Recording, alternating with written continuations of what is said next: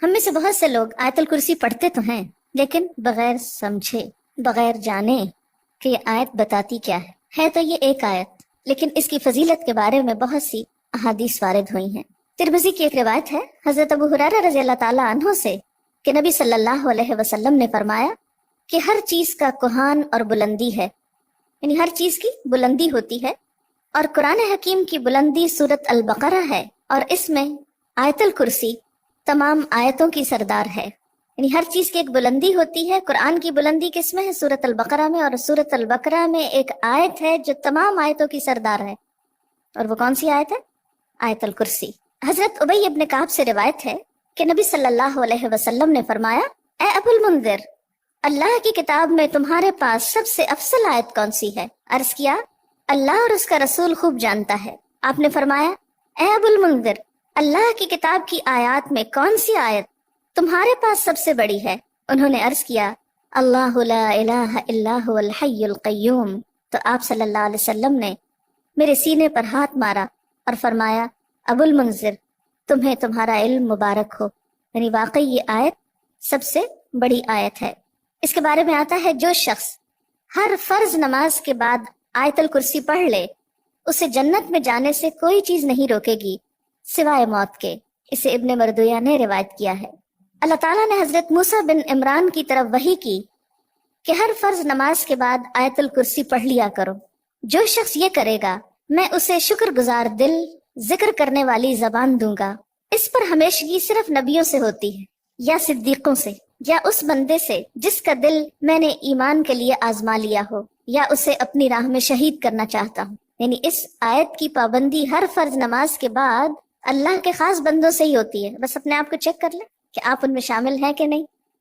کیونکہ ہم نماز میں کچھ سوچتے رہتے ہیں، جو ہی سلام پھیرتے ہیں پھر بغیر کچھ سوچے سمجھے جو سوچ رہے ہوتے ہیں اس کو بیان کرنے لگتے ہیں، اور یہ بھول جاتے ہیں کہ یہ وقت آیت الکرسی پڑھنے کا ہے۔ لیکن جب انسان کا دل اللہ کی طرف مائل ہو جاتا ہے تو پھر نہیں بھولتا۔ نبی صلی اللہ علیہ وسلم نے یہ بھی فرمایا کہ جس گھر میں آیت الکرسی پڑھی جائے اس گھر سے شیطان نکل جاتا ہے۔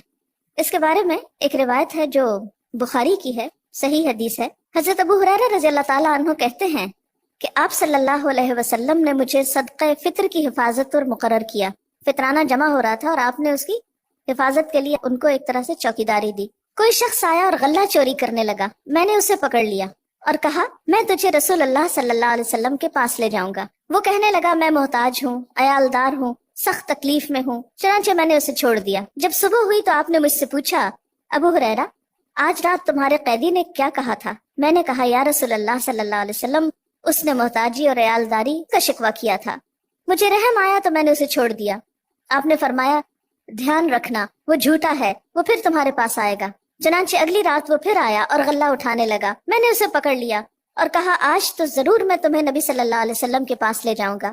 وہ کہنے لگا، مجھے چھوڑ دو، میں محتاج ہوں، عیالدار ہوں، آئندہ نہیں آؤں گا۔ مجھے پھر رحم آ گیا اور میں نے اسے چھوڑ دیا۔ صبح ہوئی تو آپ صلی اللہ علیہ وسلم نے مجھ سے پوچھا، ابو ہریرہ، تمہارے قیدی نے کیا کیا؟ میں نے کہا، یا رسول اللہ صلی اللہ علیہ وسلم، اس نے سخت محتاجی اور عیالداری کا شکوہ کیا، مجھے رحم آ گیا تو میں نے اسے چھوڑ دیا۔ آپ نے فرمایا، دھیان رکھنا، وہ جھوٹا ہے، وہ پھر آئے گا۔ چنانچہ تیسری بار میں طاق میں رہا، وہ آیا اور غلہ سمیٹنے لگا۔ میں نے کہا، اب تو میں تمہیں ضرور آپ صلی اللہ علیہ وسلم کے پاس لے جاؤں گا، اب یہ تیسری بار ہے، تو ہر بار یہی کہتا ہے کہ پھر نہ آؤں گا، مگر پھر آتا رہا۔ اس نے کہا، مجھے چھوڑ دو، میں تمہیں چند کلمے سکھاتا ہوں جو تمہیں فائدہ دیں گے۔ میں نے کہا، وہ کیا ہیں؟ کہنے لگا، جب تو سونے لگے تو آیت الکرسی پڑھ لیا کر، اللہ کی طرف سے ایک فرشتہ تیرا نگہبان ہوگا اور صبح تک شیطان تیرے پاس نہ آئے گا۔ صبح ہوئی تو آپ صلی اللہ علیہ وسلم نے مجھ سے پوچھا، تیرے قیدی نے آج رات کیا کیا؟ میں نے آپ صلی اللہ علیہ وسلم کو ساری بات بتلا دی تو آپ صلی اللہ علیہ وسلم نے فرمایا، اس نے یہ بات سچی کہی، حالانکہ وہ جھوٹا ہے۔ پھر آپ نے مجھ سے کہا، ابو ہریرہ، جانتے ہو 3 راتوں سے کون تمہارے پاس آتا رہا ہے؟ میں نے کہا، نہیں۔ آپ صلی اللہ علیہ وسلم نے فرمایا، وہ شیطان تھا جو انسانی شکل میں آ رہا تھا۔ اچھا، آپ نے دیکھا ہوگا کہ بعض لوگ اس بات کی شکایت کرتے ہیں کہ ان کے پیسے لاکر میں سے اور تالے میں سے چوری ہو جاتے ہیں، ایک ایسی جگہ سے ان کے پیسے چرائے جاتے ہیں کہ جس کی چابی ان کے سوا کسی اور کے پاس نہیں۔ یہ بھی احتمال ہو سکتا ہے کہ اسی قسم کا کوئی شیطان آ کر ایسی حرکت کرتا ہو۔ تو اس کا حل یہی ہے کہ انسان سونے سے پہلے آیت الکرسی پڑھ کر چاروں طرف پھونک مارے تو پھر حفاظت ہو جاتی. آپ گھر سے نکلنے لگے یا ایسے اپنے لاکر کو لاک کرنے لگے تو آیت الکرسی پڑھ کر اس پر پھونک مار دے تو اللہ تعالیٰ ایک چوکیدار مقرر کر دیں گے، ایک فرشتے کو، پھر کوئی نہیں چرا سکے گا اس کی. تو بہرحال آیت الکرسی جو ہے یہ بہت ہی فضیلت والی آیت ہے. چلیے اب دیکھتے ہیں کہ اس آیت میں ہے کیا. اللہ لا الہ الا ہو، اللہ تعالیٰ، اس کے سوا کوئی الہ نہیں. الہ کون ہوتا ہے؟ اس کا معنی عام طور پر معبود کیا جاتا ہے، لیکن بنیادی طور پر الہ کا معنی ہوتا ہے خالق، رازق، مالک، حاجت روا، مشکل کشا، عبادت کے لائق. ظاہر ہے جس نے پیدا کیا، جو روزی دیتا ہے، وہی مالک ہونے کا حقدار ہے. پھر جو ہماری حاجتیں پوری کرتا ہے، جو ہماری مشکلیں آسان کرتا ہے، وہی اس لائق ہے کہ ہم اس کی عبادت بھی کریں. تو اللہ لا الہ الا ہو، اللہ تعالیٰ وہی عبادت کے لائق ہے. الحی القیوم، زندہ ہے، قائم رہنے والا ہے، دوسروں کو قائم رکھنے والا ہے. لا تأخذہ سنۃ ولا نوم، نہ اس کو اونگ آتی ہے اور نہ نیند آتی ہے. لہ ما فی السماوات وما فی الارض، اسی کے لیے ہے جو آسمانوں میں ہے اور جو زمین میں. من ذا الذی یشفع عندہ الا باذنہ، کون ہے جو اس کے پاس سفارش کر سکے مگر اسی کے اذن سے. یعلم ما بین ایدیہم وما خلفہم، وہ جانتا ہے جو ان کے آگے ہے اور جو ان کے پیچھے ہے.